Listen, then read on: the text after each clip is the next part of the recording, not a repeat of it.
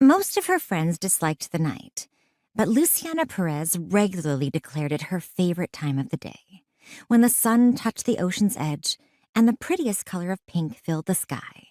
Mama would put the baby to bed while Poppy would tuck Luciana and her younger sisters under their covers. He'd snuggle a chair close by, lean near, and read them stories with the silliest of voices. There simply was nothing better than story hour. She, Marisol, and little Amelia would each be allowed to pick one book.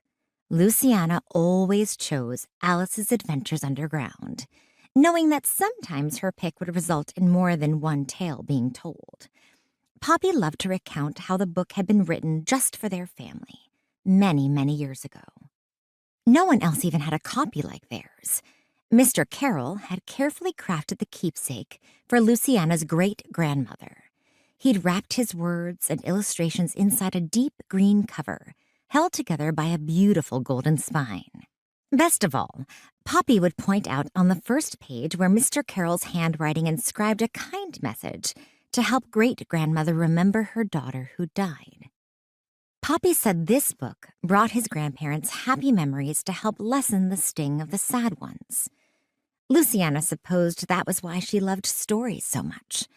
They always seemed able to make her laugh, even when she felt unhappy. They let her wander to places she'd never actually visited. They made her feel courageous and curious and adventurous all at once. Sometimes she wished she could live inside the pages. In fact, once she'd spread Alice's Adventures out on the floor and tried to jump into it. Poppy had arrived right as her dusty toes had landed on the pages, and while he was cross she'd torn the edge of one, he'd smiled and claimed she was as audacious as Alice herself.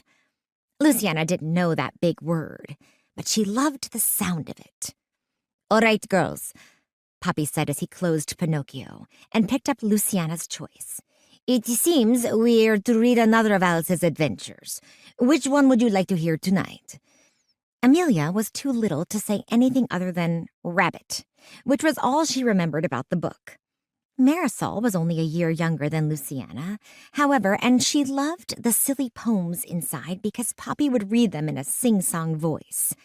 Luciana would much prefer to hear about the Queen of Hearts herself, but arguing would waste precious time. "You choose, Poppy."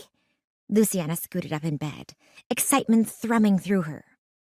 Poppy closed his eyes, opened the book, and placed his finger on a page. Opening his eyes, he looked down.